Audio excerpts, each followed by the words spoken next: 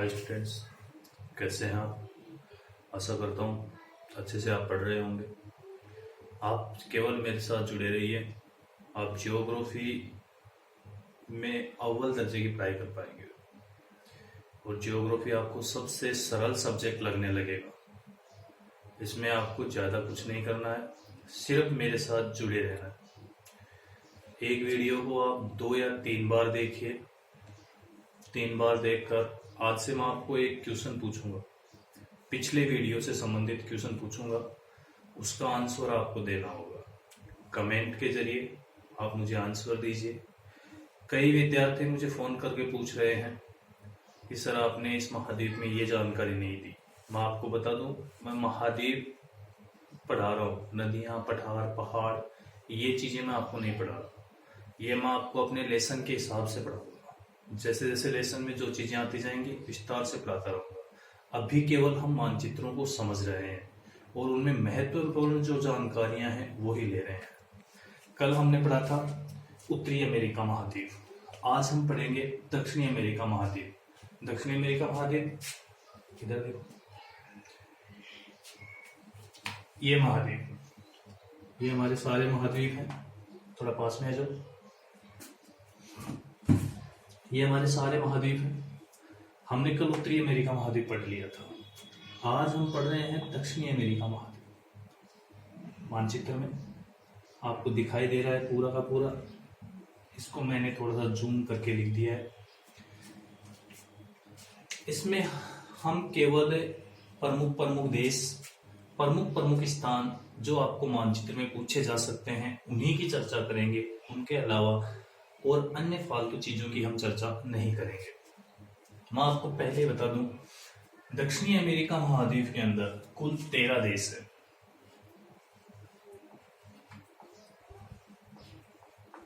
तेरह देश में आप देख रहे हो सबसे बड़ा देश ये है ब्राजील। इस देश का नाम है ब्राजील। ब्राजील विश्व में 5वां, क्षेत्रफल की दृष्टि से 5वां सबसे बड़ा देश है। किन किन देशों के बाद में? रूस, कनाडा, चीन, यूएसए, इसके बाद में आता है ब्राजील। नंबर 1 क्षेत्रफल की दृष्टि से रूस है, 2 कनाडा, 3 चीन, 4 यूएसए।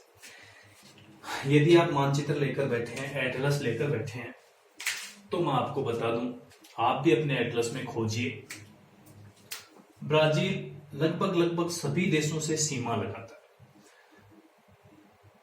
ऊपर ऊपर देखें हम, फ्रेंच गुयाना, FG का मतलब French Guiana, Suriname, SURINAME, Suriname, Guyana, ये 3 देश हैं। आप अपने एटलस में इनकी राजधानी खोजते रहिए। इसके बाद में चौथा देश आता है वेनेजुएला। वेनेजुएला के बाद में कोलंबिया, कोलंबिया के बाद में इक्वेडोर, इक्वेडोर के अंदर से होकर 0 डिग्री भूमध्य रेखा गुजरती है, जिसे विषुवत रेखा भी कहा जाता है, 0 डिग्री अक्षांश रेखा कहा जाता है, भूमध्य रेखा कहा जाता है, और साथ ही साथ इसे इक्वेटर, अंग्रेजी में इक्वेटर भी कहा जाता है। ये इक्वेडोर से होकर गुजरती है। ये दक्षिणी अमेरिका के 3 देशों से होकर गुजरती है, इक्वेडोर, कोलंबिया और ब्राजील से। इसके नीचे हम चलते हैं, ये पेरू। 11वीं क्लास में आपने पढ़ा होगा, पेरू तट के ऊपर ठंडी धाराएं आकर टकराती हैं, जिन्हें पेरू की धाराएं कहा जाता है। इसके बाद में ये लंबा सा एक देश है जिसका नाम है चिली। चिली के पास में ही अर्जेंटीना है। ये प्रमुख देश हैं। ब्राजील से अर्जेंटीना सीमा लगाता है, प्रागवे सीमा लगाता है, PR प्रागवे। ये उरुग्वे है, नाम लिखा हुआ है उरुग्वे, प्रागवे, बोलोविया सीमा लगाता है, कोलंबिया सीमा लगाता है, पेरू, वेनेजुएला, गुयाना, सूरीनेम और फ्रेंच गुयाना। ऐसे ऐसे करके कुल 10 देश ब्राजील से सीमा लगाते हैं। दो देश हैं जो ब्राजील से सीमा नहीं लगाते, एक तो चिली, देखो यहां से लेकर ये इधर अलग रह गया, और एक इक्वेडोर, ये भी इससे सीमा नहीं लगाता है। बात करते हैं हमारी 12th की ज्योग्राफी के अंदर कौन कौन सी और चीजें हैं जो पूछ सकता है। सबसे प्रमुख चीजें, प्रमुख हवाई अड्डे, ब्यूनस आयर्स है हवाई अड्डा। एक आप देख रहे हैं आरडीजे, आरडीजे का मतलब होता है रियो डी जेनेरो, इसे फैशन नगरी भी कहते हैं। रियो डी जेनेरो को फैशन नगरी के नाम से भी जाना जाता है। इसके नीचे है सैंटोस, ये एक बहुत बड़ा बंदरगाह है जहां से कॉफी का आयात निर्यात किया जाता है। एक और प्रश्न यहां बनता है, ब्राजील विश्व का सबसे बड़ा कॉफी उत्पादक देश है। सैंटोस से सबसे ज्यादा कॉफी का आयात और निर्यात किया जाता है। ये एक बंदरगाह है, इसीलिए इसका नाम ही कहुआ पतन पड़ गया है। आप जानते हैं कॉफी को कहुआ कहा जाता है, पतन का मतलब होता है बंदरगाह, इसीलिए इसे कहुआ पतन भी कहा जाता है।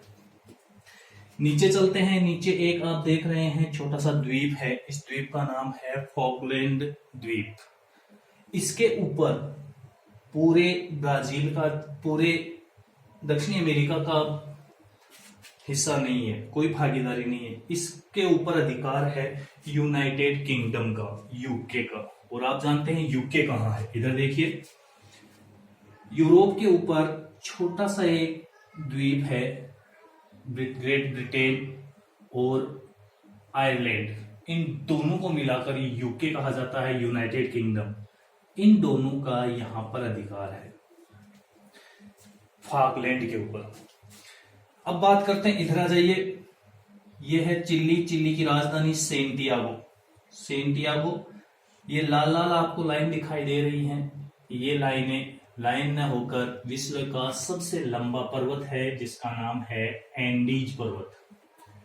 यह विश्व का सबसे लंबा पर्वत है जो कोलंबिया से लेकर चिली तक फैला हुआ है। चिली पूरा का पूरा देश इसी पर्वतीय क्षेत्र में बसा हुआ है।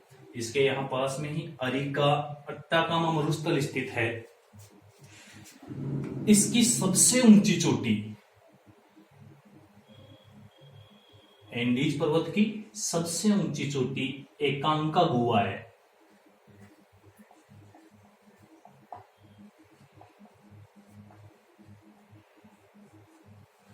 और इसमें सबसे ऊंची झील है एक, नौकागम्य झील, जहां नौकाएं चलती हैं। सबसे ऊंचाई पर स्थित नौकागम्य झील जिसका नाम है टीटिका का लेक। टीटिका का लेक है जो कहां स्थित है, बोलाविया और पेरू देश की सीमा पर स्थित है, इसी पर्वत के ऊपर स्थित है। सबसे ऊंची, विश्व की सबसे ऊंची राजधानी क्यूटो इसी पर्वत पर स्थित है। ये कोलंबिया की राजधानी है। क्यूटो, बगोटा, कराकस, लीमा, केलोवा, वेलप्रेशियो और ब्यूनस आयर्स और ब्रासिलिया, ये प्रमुख हवाई पतन है, हवाई अड्डे हैं इस महाद्वीप के, जो पूछे जाते हैं, बहुत बार पूछ लिया जाता है। एक बड़ी चीज हो, इस महाद्वीप में एक सबसे बड़ी नदी, वैसे 3-4 प्रमुख नदियां हैं। एक नदी यहां से उरुग्वे के नाम से निकलती है, एक पराग्वे के नाम से निकलती है, एक पेरोना नदी निकलती है। पराग्वे, उरुग्वे और पेरोना, 3 नदियां ये हैं। लेकिन सबसे महत्वपूर्ण इस महाद्वीप की नदी है वो है अमेजन नदी, जो पेरू देश में से एंडीज पर्वत में से निकलकर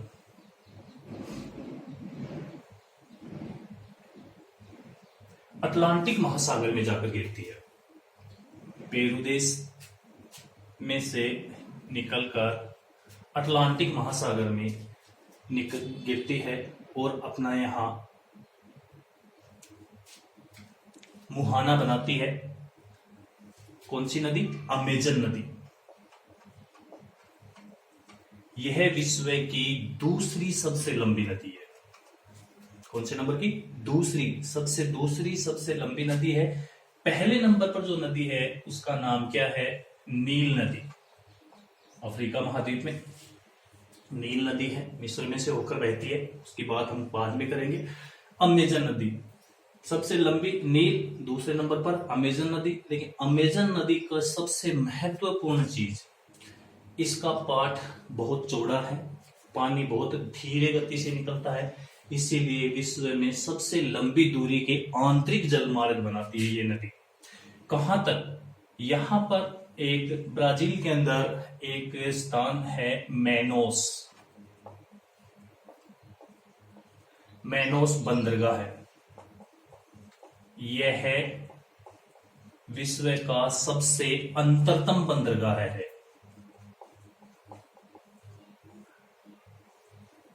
अंतरतम का मतलब बहुत अंदर तक, किसी क्षेत्र में अंदर तक आने वाला बंदरगाह है जिसका नाम है मैनोस।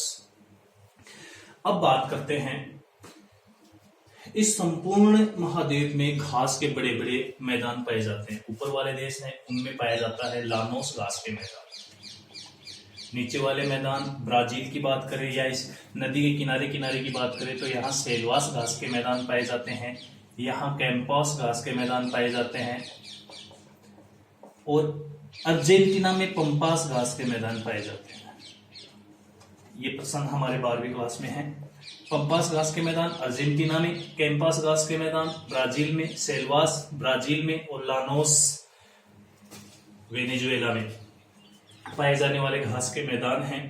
इनके अलावा विशेष जानकारियों में देखा जाए तो एक झील है जिसका नाम है मराकाइबो झील है जिसका नाम है मराकाइबो झील। मराकाइबो झील विश्व में सर्वाधिक पेट्रोलियम के लिए प्रसिद्ध है। अगर आपसे कोई पूछे कि विश्व में सर्वाधिक पेट्रोलियम सिंचित देश कौन सा है तो वो देश है वेनेजुएला। किसके कारण? मराकाइबो झील के पास में बहुत सारा पेट्रोलियम संचित है, इसीलिए इसको पहचाना जाता है। इतनी जानकारियां मैं मानता हूं आपके लिए बहुत हो गई होंगी। ज्यादा अगर विस्तार से अध्ययन करेंगे तो वीडियो भी थोड़ा लंबा हो जाएगा, आप बोर होने लगेंगे। अब मैं आपसे प्रश्न करता हूं, मेरा क्वेश्चन ध्यान से सुनिएगा, आंसर दीजिएगा कमेंट में। क्वेश्चन है, मियामी बीच किस तट पर स्थित है?